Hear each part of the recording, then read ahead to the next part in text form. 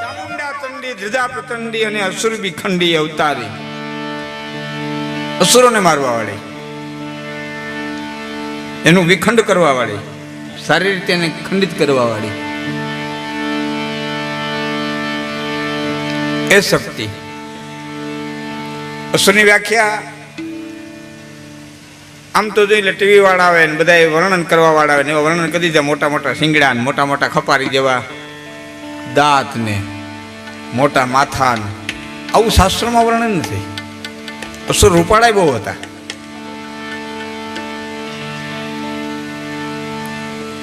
નિશાચરો, અસુરો, દાનવો એ તપસ્વી બહુ હતા. હા, એ તો આપણે ચિત્રી નાખ્યા છે. આમ તો શાસ્ત્રકારોનો મત એવો છે કે જે ભક્તિ પછી માતાજીની હોય, શિવજીની હોય કે બ્રહ્માનું તપ કોઈ, જે ભક્તિ અસુરોએ કરી છે ને એ મનુષ્ય કે દેવો નથી કરી શક્યા. નથી સાંભળ્યું હજી? હવે ભાઈ કઈ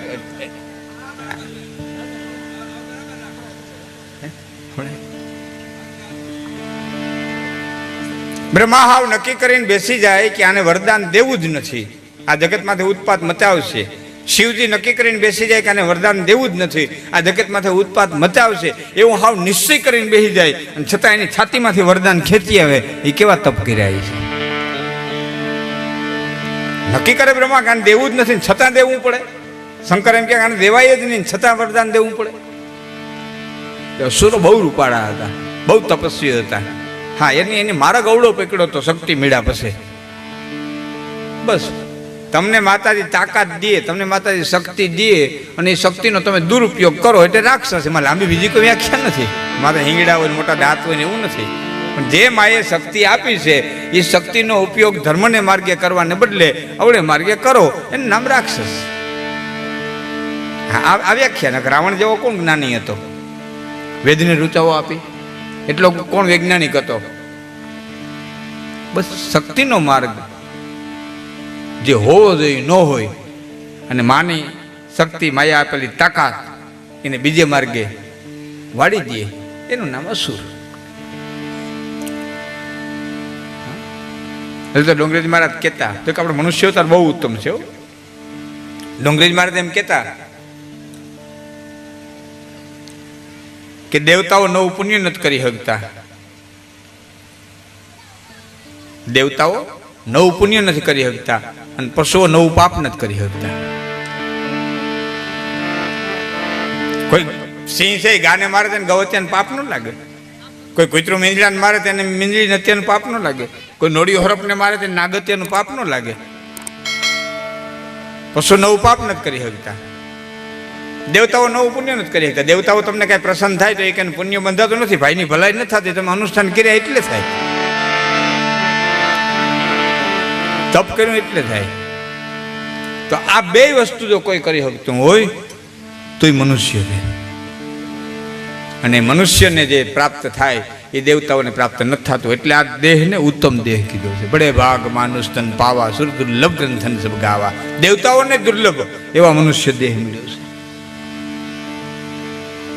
અને હું તો ઘણી વખત જાહેરમાં કહું કે કોઈ કેરોસીન છાંટે, કોઈ રિવોલ્વર ખાય, કોઈ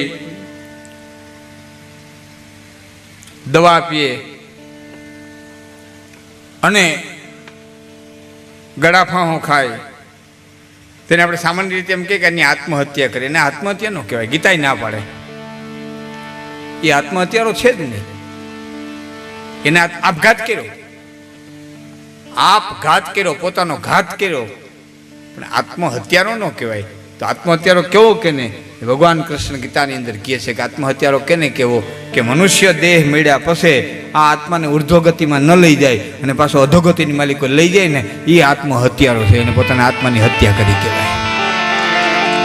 બાકી બોલો તો આપઘાત કર્યો, પોતાનો ઘાત કર્યો, આત્માનો નહીં. તો આવો દેહ મળ્યો છે, એમાં કંઈક કરી જવું, એમાં કંઈક વાવી જવું. નહીં તો વાવેલું ઉગે ને, વાવવું તો પડે જ. ધોળા જંકશનનો ધનો પટેલ ભગત હતા ભગવાન કૃષ્ણના. ધોળા જંકશન ભાવનગર પાસે વાવણી વાવવા જતા હતા ને માણસ સામો દીડ્યો ને કીધું, ધના ભગત હું તમારી પાસે આવતો હતો. કે કેમ? કે મારી પાસે વાવવા દે, હું કાંઈ નથી, વાલીડાએ મહેરબાની બહુ સારી કરી, વરસાદ બહુ સારો પીડ્યો, પણ મારા ખેતર કોરું રહી જાય, મારે વાવવા દે, હું કાંઈ નથી. એટલે ધના ભગત પાસે જે બિયારણ હતું ને એ આપી દીધું, કાલે તું વાવી જાય.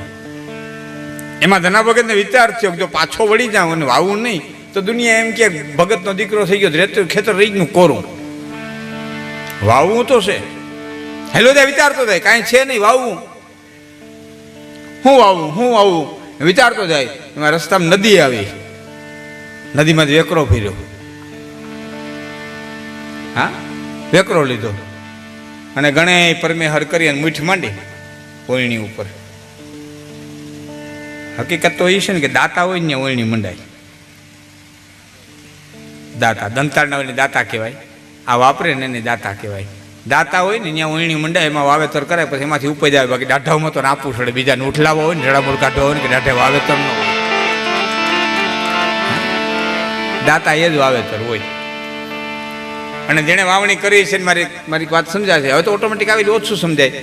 ડાબો હાથ ઓયણી ઉપર હોય, જમણા હાથમાં રાયને ખરપિયો હોય, એ બળદને ખરપિયો મારે, ડાબા હાથે દાણા વાવે, જમણા હાથે ખરપિયો મારે, ડાબા હાથે દાણે વાવે, અને બાજરી પાકે અને ખેડૂતનો દીકરો લણવા જાય એટલે દ્રશ્ય જોજો, ડાબા હાથમાં ડુંડું આવશે, જમણા હાથમાં મારી કોઈ મારા બાપ દાંતીડું આવશે.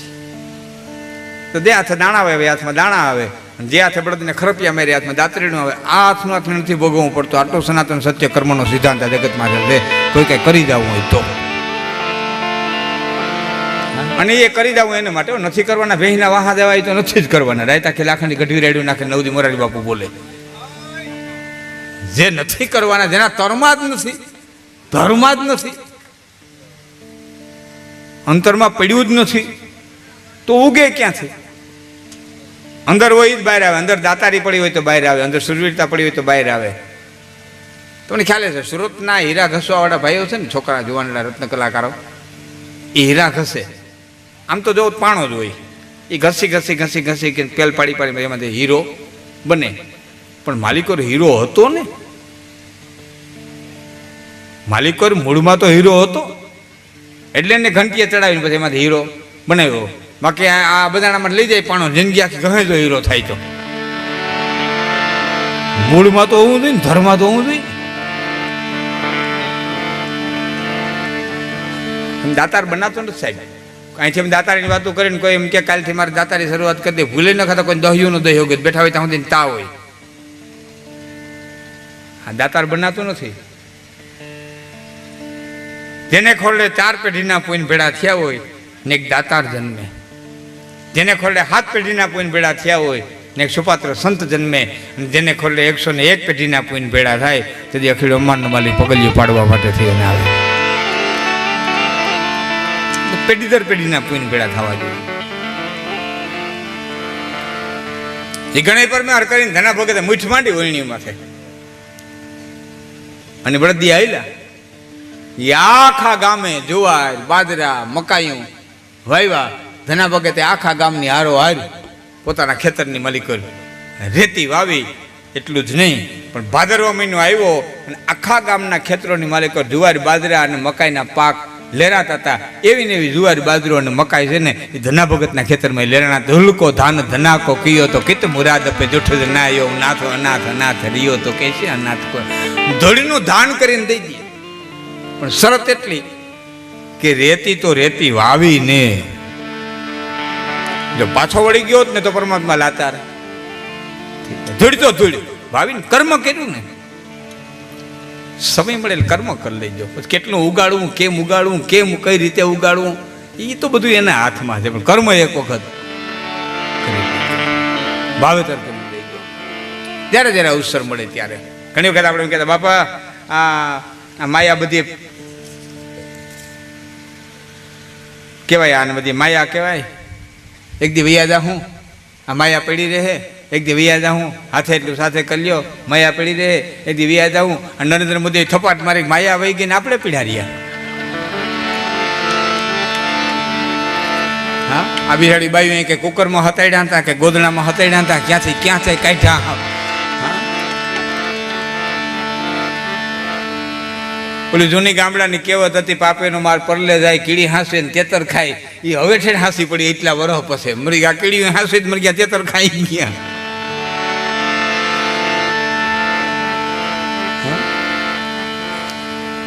બીજો માયા ને આવે ને એક વાત કરી દઉં. ઘણી વખત બદનોમાન બોલાવતો હોય ને તમે સાંભળતા હોય, માયા મોટી નાગણી ઈંડા પોતાના ખાય ને એમાંથી કોઈ ઉગરે તો મોટો મણિધર કહેવાય. માયા મોટી નાગણી ઈંડા પોતાના ખાય, પણ એ છે ને સંન્યાસી માટે છે, આપણે માટે નહીં. આ માયા મોટી નાગણી ઈંડા પોતાના ખાય આ બધું છે ને એ સંન્યાસી માટે છે, આપણે માટે નહીં. હું તો તમને કહું, કાંડામાં તેવડ હોય ને તમે કમાઈ લેજો. બળ હોય ને બાવડામાં ત્યાં સુધી કમાઈ લેજો, પછી ધર્મને માર્ગે વાપરજો. તમારી પાસે બે કાવડી છે, ધર્મ કરી શકજો. બાકી શરીરમાં ઉતરી બાંધી રખડતા રહ્યો શું કરી શકશો? તો પેલા કમાઈ જો, જેટલું કમાવાય એટલું. જ્યાં સુધી શરીર હાલે ત્યાં સુધી. કારણ કે પૈસે બિન તાત કહે પુત તો કપૂત ભયો, પૈસે બિન માત કહે મોકો દુઃખદાયી હે, પૈસે બિન કાકો કહે કોણ કો ભતીજો લગે, અને પૈસે બિન સાસ કહે કોણ કો જમાઈ હે, पैसे बिन पंचन में बैठन को ठोर नहीं, અને पैसे बिन आप घर रोई रोटी खाई है, कहे कवि जसुराम सुनो नर सबे स्थान, आजू के जमाने में तो पैसे की बड़ाई है, पैसे बिन तात कहे पुत तो कपूत भयो. पैसा ने होने होगो बाप एम के कपातर पाइको, पैसा ने होने होगी माँ एम कह दे केने खबर है केनो दीकरो से. पैसा नहीं होने पुलिस वाला पकड़ी जाता है, होगो काको हमो जड़से कही दे लई जाओ केने खबर है केनो भत्रीजो से. हाँ, हमें बहुत ताकत से. हाँ, मूंगा ने बोलता कर दिया, बोलता ने मूंगो कर दिए. हाँ, कमाईयो बे पैसा हैसियत नात में बेही अक्षो. हाँ, ये माया मोटी नागणी हींडा खाई नहीं, तो सन्यासी माटे. हाँ, अमुक धर्म सन्यासी ना होय. अपरिग्रह कहीं राखવું नहीं, ये सन्यासी माटे है. તમારી ઘરે ઢોર હોય ઢોરથી નીંદ રાખવી જોઈએ, તમે અપરિગ્રહ ન થઈ શકો. તમારે મારે દીકરા દીકરી હોય તો 20 વર્ષ પછી આવીને પ્રસંગ ઊભો રહે, જેને માટે બચત કરવી જોઈએ. આપણે અપરિગ્રહ ન હાલે, એ સન્યાસીના ધર્મ. એક ગામડાના બેન ડોક્ટર પાસે દવાખાને ગયા હતા, દીકરાને તેડી. દીકરાને ઇન્જેક્શન દીધું, છોકરો હોઈ ગયો. ડોક્ટર દવા લખી દીધી. બેન મેડિકલ સ્ટોરે ગયા ને થોડી ગીરદી વાર લાગી, હારી ઘડી વાર લાગી. અહીં બાળક ઉઠી ગયું, રોવા માંડ્યું. ડોક્ટર તેડી લીધો, કમ્પાઉન્ડે તેડી લીધો, નસે તેડી લીધો, પણ બાળકને જનેતાનો હાથ નથી અડતો ત્યાં સુધી બાળકને આત્માને શાંતિ નથી થતી. વળતે બાળક આ હાથ મારી માનો નથી. ને એટલે જ યુવાન મિત્રોને એક વિનંતી કરું છું, ભૂલી જાય કંઈ બોલીએ ને તો બધું તમને માપશે. આટલા શબ્દો યાદ રાખજો. જે દીકરો પોતાની જનેતાને રાજી ન કરી શકે એનીમાંથી કુળદેવી કોઈ દી રાજી ન થાય. ખોડિયાર હોય તે ભલે, પીઠળ હોય તે ભલે, નાગભાઈ હોય તે ભલે, ઉંમરે બેઠી અને રાજી ન કરી શકો તો ડુંગરે બેઠી કોઈ દી રાજી થવા નથી. ખોટા ગિરનારના પગથિયા ઘઉં આવતાય નહીં. કારણ કે એક જનેતાનું હેત અને બીજી ગુરુની કૃપા, આ બેને સાક્ષાત સરસ્વતીજી વર્ણન કરવા બેહે ને તે વર્ણન ન કરી શકે એવું જનેતાનું હેત અને ગુરુની કૃપા છે, અને કોઈ વર્ણવી ન શકે. આ તાકાત છે. બાળકને માનો હાથ નથી તો બાળક છાનું નથી રહેતું. બહુ કોશિશ કરી, છાનું ન રહ્યું. એમાં દીકરાની જનેતા આવી, સાહેબ પાસે દીકરાને તેડી લીધો, કરાઈ માથે તેડી 2 થાપલી મારી અને 2 વખત બોલી આહા ઓહો આહા ઓહો, અને બાળક છાનું રહી ગયું. એ બાળક છાનું રહી ગયું એટલે ડૉક્ટરે કીધું બેન અમે સમજાવીને મરી ગયા, છતાં તારો દીકરો છાનો ન રહ્યો. અને આ આહા અને ઓહુમાં એવું તે શું કીધું કે બાળક સમજી ગયું અને છાનું રહી ગયું. અને તે જનેતા બોલી હતી કે સાહેબ એ આહા અને ઓહુની ભાષા સમજવી હોય ને તો તારે મારે પેટ જન્મ લેવો પડે. બધે વિજ્ઞાન કામ ન કરે સાહેબ, વિજ્ઞાન બધે કામ ન કરે. શરીર આ ખોલી નાખ્યું ડોક્ટરોએ, અને અણુ જોઈ લીધો, રક્તકણ, શ્વેતકણ, હિમોગ્લોબિન બધું જોઈ લીધું, છતાં પીળી ડાયર અને ધોરી રોટલી ખાધા પછી લોહી લાલ ક્યાં થાય અને ક્યાં હંસામાં થાય આજની ઘડી સુધી ગોતી નથી ગયા. એટલે બ્લડ બેંકો કરવી પડે, બ્લડ ડોનેશન કરવા પડે. હંસો ગોઈતો હોત ને તો બનાવી લેત, વાં ખડ નાખત ને આમ લોહી થડ નીકળે. હા, ભૂંડણ ગારો ખાય, સિંહણી અખાજ ખાય, ગા લીલું ખાય, આપણે જનતા બાજરાનો રોટલો અને ડાળ ખાય, છતાં ધાવણ ધોળું થાય. અને હંસો ક્યાં આવ્યો છે આજની ઘડીમાં સાયન્સ ગોતી નથી. હા, એક વૈજ્ઞાનિક અમારા કવિને પૂછ્યું હતું કે આ ધાવણ બને ક્યાં? અને ત્યારે કવિએ કીધું કે ક્યાંય નથી બનતું, કે તો કે માતૃત્વ જ્યારે પરાકાષ્ઠાએ પહોંચે ને ત્યારે લોહી ધાવણ બની જાય. શબ્દો થોડો અઘરો લાગશે યાર મિત્રોને. માતૃત્વનો પ્રેમ જ્યારે પરાકાષ્ઠાએ પહોંચી જાય ને ત્યારે લોહીનું ધાવણ બની જાય. એ બીજું કંઈ નથી, લોહી જ છે, પણ એ માનો પ્રેમ એવો છે કે એ ધાવણ થઈ જાય છે. ત્યાં સાયન્સ ન હાલે, ત્યાં સાયન્સ ટૂંકું પડે, વિજ્ઞાન ટૂંકું પડે. એમ શક્તિ બેઠી છે લીમડાની હેઠે, એની તાકાત, એની ઉર્જા, એની પર વિજ્ઞાન ટૂંકું પડે. એ તમારી બુદ્ધિમાં ન ઉતરે. હા, જો શુલ્ક માગણીમાં ન રહી તો આપણી તો માગણી એવી પાછી હોય ને. હા, હે મારી માય કે મારો દીકરો પેપર ભરીને આવ્યો છે, ફર્સ્ટ ક્લાસ ફર્સ્ટ આવે યુનિવર્સિટીમાં, હું તને જોડ નારિયેળ વધારે. ત્યાં કામબાઈ કહેતી હોય તારા બે નારિયેળના દોડા હાટું થઈને મારી યુનિવર્સિટીનું પેપર ફોડવા દેવા. આ તારા કંઈ લખ્યું જ નથી. હા, છોકરી નથડી ખોવાઈ જાય કે માં હું બે દીવા કરે. હવે તારી નથડી દીવા હાટું થઈને ઘરોઘરના ફરિયા તપાવો, શુલ્ક માગણી. હા, એક ગામમાં સરપંચની ચૂંટણી આવી હતી, 10 જણાએ ફોર્મ ભર્યા હતા. એક જણો રામાપીરના મંદિરે જઈને કે હે લીલી ધજાવાળા, મારા બાપ આ ચૂંટણી જો જીતી જાવ ને તો પાઠ પ્રસાદી કરીને આખા ગામને ધોળા બંધ જમાડું. રામો પીર કે તારી વાહે 9 ઊભા નહીં હરવવાની કરે. તારી વાહે 9 ઊભા ને એ હરવવાની પ્રાર્થના કરે. અને ત્યાં પાઠ પ્રસાદી માંડી મંડપ માંડીને બેઠા. તારી પ્રસાદી ની સાંભળું, મંડપ ની સાંભળું. આપણે તો માગણી શરૂ કરો, માગણી કરો જ્યારે તમારા પગ જમીન ઉપર ન પહોંચે, દેશું ધૂંધળી થઈ જાય, તમને ક્યાંય કિનારો ન મળે, તમને ક્યાંય આધાર ન મળે, અને એ વખતે એને જઈને પોકાર કરો. આવ ઝીણી ઝીણી બાબત તો ધોડ્યું જવાનું, કાંઈક તો મહેનત કરી, કાંઈક તો મહેનત કરી. હા, ઘણા જઈને કહેતા હે મારી માં મારી લાજ રાખજે. તે માં કહેતી હોય સારી વરસ સુધી જ રાખી, હવે હાથે નહીં રાખી. આ સારી વરસ તો રાખી, હવે તો થોડીક હાથે રાખતા શીખ, હવે તો થોડીક હાથે રાખતા શીખ. બાળક નાનું હોય ત્યાં સુધી માં પાસે રમે બરોબર છે, પણ હવે હા તમારા પગ ન પહોંચે, પોતાના પરાયા થઈ જાય, મિત્ર દુશ્મન બની જાય, અને જ્યારે ધરતીમાંથી તમારા પગ ન આમતા હોય તેથી જાય. બને એટલું તો કરી દો. પછી તે બેઠી જ છે, એ બેઠી જ છે.